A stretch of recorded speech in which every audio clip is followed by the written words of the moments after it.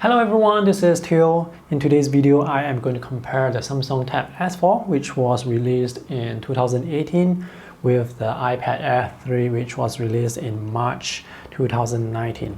Now, I didn't want to compare the Tab S4 with the iPad Pro 2018 because the price difference is too significant. So with the new iPad Air 3, now the prices between these two tablets, they are pretty similar. It's not too different significantly, which is why I want to compare them.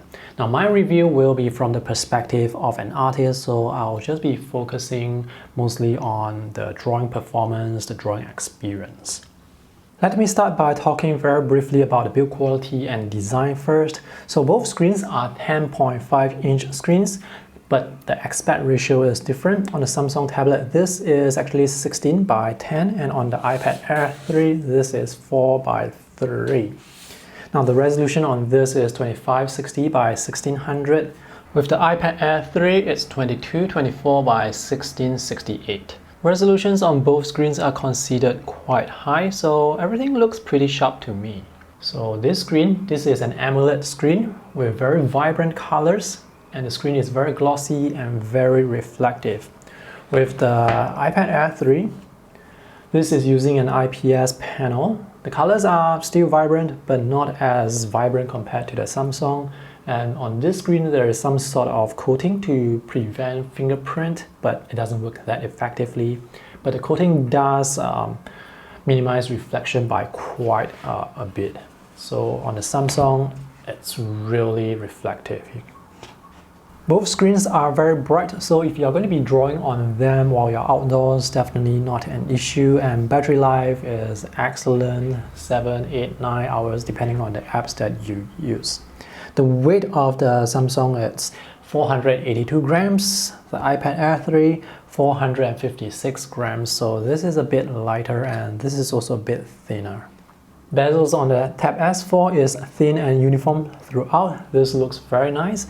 There is no fingerprint sensor. Instead, on this tablet, they are using Face Unlock or Pin Unlock, whatever you choose. Face Unlock on the Samsung works pretty well, so I'm going to power this up and it unlocks pretty quickly.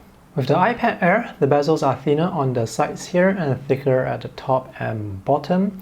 They are still using the fingerprint sensor, so there is no Face Unlock technology option here. The Tab S4 that I have here has 4 gigs of RAM and 64 gigs of internal storage, with the option to expand storage using the micro SD card slot that is included. Nowadays, you can get a 400 gigs micro SD card for less than US $100.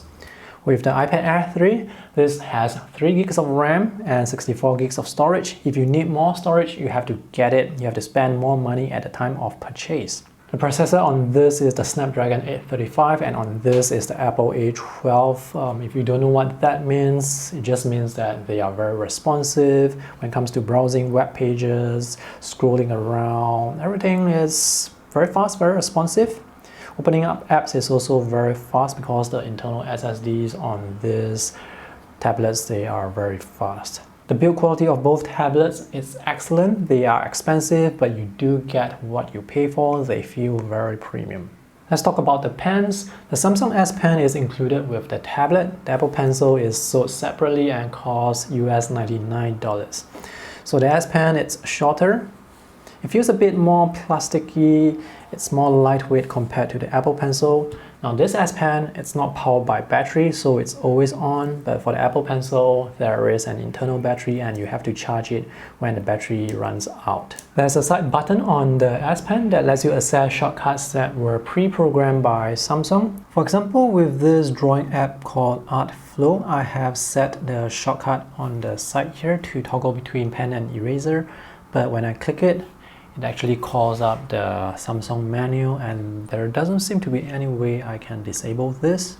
With the Apple Pencil, there is no shortcut button. Both pens support pressure and tilt sensitivity and palm rejection, and all these features, they work pretty well. The Apple Pencil has a tapered tip, and this is a hard tip. And the S Pen, this has a pointed tip. And the design of the pen is such that when you are writing, sometimes this part here can actually block the tip in front from your vision. This pen tip has more friction on the glass surface, So it does provide more control when drawing. This is less slippery compared to the Apple Pencil. Both tablets have laminated screens, which means there is no gap between the glass surface that you are drawing on and the screen beneath. So what this means is when you are drawing, the strokes will look like they are appearing directly beneath the pen tip, which looks really nice. So this is the S Pen. It's very accurate. And this is the iPad Air 3 with its laminated screen.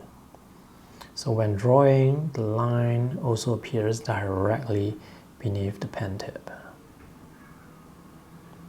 The Samsung S Pen may feel like it has more friction when writing and drawing. However, I wouldn't consider the Apple Pencil to be slippery. Both pens, they offer good control. I actually prefer the hard tip of the Apple Pencil because with the S Pen, when you press down hard, it seems like the tip would change its shape. Can you see the tip there? It moves slightly. The shape changes a bit. The next thing I want to talk about is the variety and quality of drawing apps available on the Google Play Store versus the iPad App Store. Now, in terms of variety, both app stores, they have a lot of drawing apps, but in terms of quality, I do feel that the quality of drawing apps available from the Apple App Store, they are higher. For example, with Procreate, this is a fantastic drawing app that has a lot of powerful features. There doesn't seem to be any app that is able to replicate Procreate in terms of the drawing experience and the functionality. There are definitely some very capable drawing apps on the Android system as well. And anyway, the drawing functionality really depends on the app that you use, and different artists, they have different preferences, different apps that they like. So sometimes it can be a bit difficult to compare drawing apps as a whole. But generally speaking, the drawing experience with most of the apps on iOS, it feels more consistent. What I mean by consistency is when it comes to responsiveness and input lag, it's more consistent on iOS, as in most of the programs, they perform very well in terms of responsiveness. When you're drawing, the lines, they come out almost instantly. But on the Android, the consistency is not as good. So drawing experience really depends a lot on the apps that you use. Some apps will be very responsive, some apps will be a bit slower and laggy. So for example, with this app called Artreach on the Android system, I'm just drawing some letters, very simple letters using this pencil brush. When I switch to the watercolor brush, you can see the difference between the performance. Now there is a lot more input lag. Pay attention to the gap between the pen tip and the line as it appears. This is Adobe Sketch. The input lag here is less compared to that on Artreach. So the app and the brush you choose definitely affects performance. Let's compare the input lag between Tab S4 and iPad. So I'm going to draw really fast. So I can definitely see more input lag on the Tab S4. And these two apps, they are both the same, Adobe Sketch. Sometimes I think that developers, when they create apps for both Android and iOS, they don't seem to put as much effort on the Android version of the app. This is Artflow. It's also more responsive here compared to Artreach. The input lag is less significant. Let's test for jitter and wobble with slow diagonal lines. So this looks fine to me. It works alright. I don't see any obvious jitter or wobble when drawing these lines slowly. And now I am using Autodesk Sketchbook. Once again, I am testing for jitter and wobble with diagonal lines. And here I can see a hint of wobble. There is some slight jitter. Now some apps, they will smooth out the lines for you, but some apps, they do not. Initial activation force of the S Pen, it's low, but you do need to apply at least a slight level of pressure. And notice as I draw these lines, there is some slight wobble to it. Pressure sensitivity works here, no problem. And this app with certain brushes, it also has tilt sensitivity. So let's try this. So this is the pencil brush. Now my pen, it's vertical, and now it's on the side. You can also transition the line from thin to thick just by tilting the pen. Oops, I accidentally pressed the side button. That's why it's so irritating. And also notice as I'm drawing this continuous line, there is a gap. Let me demonstrate that gap again. So see that gap there? The design of the S Pen is such that when you tilt the pen at a certain angle, the plastic part will come in contact with the glass screen and the pen nib will be off the screen. Can you hear the sound here? And can you hear the sound of the nib, the sound of the plastic? So that's why there's that gap there. So once the pen tip no longer touches the surface of the screen, you are going to get the gap. By the way, pressure and tilt sensitivity can work together. This is Infinite Painter. So this is quite a nice app for drawing as well. Now some people would just say that, hey, just don't bother with Android system, just go straight to the iPad. They offer better drawing experience, but it's not like the drawing experience on Android is that bad. It is still usable. This is definitely good enough for drawing. Let's draw a very quick sketch with MediBang Paint Pro on Android. This is one of my favorite drawing apps on both Android and iOS. I like it because it has a lot of nice drawing features. And the user interface, it's very intuitive. It's very similar to that on Photoshop. You have brushes, you have layers, you have the basic selection tools. So all that is good. And this is quite responsive.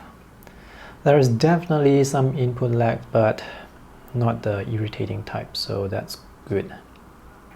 Oops, you see that issue there where it suddenly zooms into this, the top left? That happens with MediBang Paint Pro only, so it's very irritating when that happens, and because of that issue, that glitch, I don't use MediBang Paint Pro on Android when drawing. The app that I use on Android when drawing is actually Artflow, which has no issues. And by the way, palm rejection actually works pretty well on all the drawing apps that I have tested, so that's great. I don't usually experience any stray strokes. Stray strokes are incredibly frustrating and they can be very disruptive to work, because after you finish the drawing and you go back and realize that there are some stray strokes, it will take some time to remove those strokes and take some effort as well. So here, palm rejection works pretty well. You can rest your palm on the screen and draw without the stray strokes appearing. Oops. See that problem with the side button? That is something that I do quite often as well. So I have to really make a conscious effort not to press that button, because once I press that button, the menu will appear and I have to tap away the screen to go back to drawing. So it disrupts my workflow. So the drawing performance of the S Pen is actually more than good enough for me, but the drawing experience, at least with this particular app, it's hampered by that zooming glitch. This is Artflow, and I don't have any issues with this app. I can rest my palm on it. There is no problem with palm rejection and no strange glitch. and this is pretty responsive, so no problem at all. And now I'm using the iPad Air 3. Let's do some very simple lettering art. Now the iPad Air is able to handle those very textured brushes very responsively.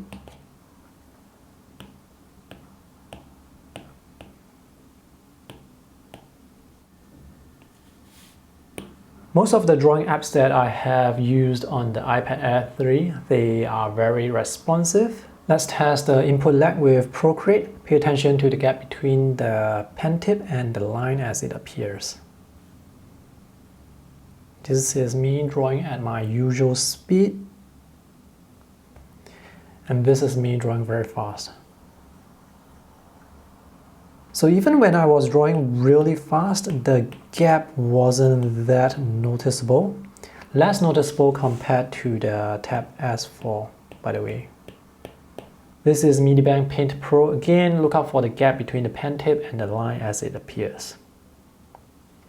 So here, the gap seems to be bigger compared to that on Procreate. The input lag that I am experiencing here, this is actually very similar to what I am experiencing on the Samsung Tab S4. So this is actually nothing new to me. It's very responsive. It's actually no different compared to the Tab S4. So responsiveness, of course, will depend on the app that you use. And when it comes to zooming in and out, it feels a bit more fluid with Medibank Paint Pro on iOS compared to the Tab S4. This is Autodesk on iOS. As I am drawing, I can definitely feel the input lag. So this applies on both Android and iOS. The drawing experience really depends on the app that you use. So when I'm drawing this, sometimes I can feel that the lines as they come out, they are sort of like stuttering. So it's not that there is more input lag with Samsung Tab S4. It's just that with certain apps, there is more input lag, and with some apps, there is less. And with Sketchbook here, it seems that the input lag is higher compared to the other drawing apps that I have on the iPad. But overall drawing experience, it's still a positive one. Although because of the input lag on this app, I won't be using this app. Most of the time, I'm actually just using Procreate because it's more responsive. The Apple Pencil is a very accurate stylus. The lines, they always come out where I want them to. And because of the tapered tip, I can always see the line at the end of the tip. This is unlike the Samsung S Pen, where sometimes when you tilt the pen at certain angles, it will actually block the pen tip. And also because of the design of the S Pen, when you are using tilt for the brushes, sometimes it can have that issue that I mentioned earlier, but because of the tapered tip here, tilt here with Apple Pencil, it always works flawlessly. And it works very intuitively. And pressure sensitivity works together with tilt. So I can draw very thin lines and turn the pen at an angle to get those broader strokes. And palm rejection works flawlessly almost all the time. You know how sometimes when you are drawing, you need some sort of reference on the same screen? Now the way iOS implements multiple windows is different from Android. So you have this split view here, or you can have a floating window where you can move the window to the left or the right. But when you have this floating window, sometimes you want to, for example, in Procreate, you may want to access the layers palette. It's actually beneath. You have to move this out of the way. Let me show you how it's done on the Tab S4. So I have this photo already picked out using Google Chrome. I would just drag into that tiny window earlier, and this would pop up the Chrome window here on top of this app, which is Artflow. You can pop up the window on any drawing app, and you can scale the window, and this window will always be on top of your drawing app, which is very nice. It's very helpful. You can move it anywhere you want so that it doesn't block what you are drawing. So this feature is obviously very helpful. There is another way to display the reference photo with Tab S4, and that is to use the Samsung DeX, which will give you a desktop-like interface. So now I have connected the Tab S4 to my external monitor using a USB-C cable. I am now going to turn on Samsung DeX. So with Samsung DeX, I can work on my drawing here, and I can choose to open up the internet browser. This, by the way, is a touch screen. It's very convenient. And there I can have my reference photo here. I can zoom in with my finger gestures because this is a touch screen. And I can draw here while looking at my reference photo. So this is very convenient, obviously. If you are using an external monitor without the touch screen, then it's not going to be as convenient because you have to find some way to move your cursor onto the screen to control the elements there. By the way, I am using the iPad Pro here to demonstrate the external screen functionality because I do not have the Lightning port to HDMI port adapter that I need to use with my iPad Air 3. On the iPad, support for external monitor usually limits to just the basic mirroring function. Any sort of external display functionality will really depend on the app that you use. So with Procreate, I can actually connect it to an external monitor and project the art to that monitor. But if I want to display my reference photo here and draw on my iPad, then there's no way for me to do that. So what's my overall recommendation when it comes to drawing? I would say the drawing experience is better on the iPad Air 3, mostly because of the variety of apps you can get from the App Store, the quality of those apps, and the consistency of performance for those drawing apps. On the Android system, on Tab S4, the drawing performance really depends a lot on the apps that you use. Drawing experience on Android on Tab S4 can be reasonable and satisfactory as well, as long as you use the appropriate drawing apps. The Apple Pencil also contributes a lot to the drawing experience. This is a very sensitive stylus. This is more sensitive compared to the Samsung S Pen.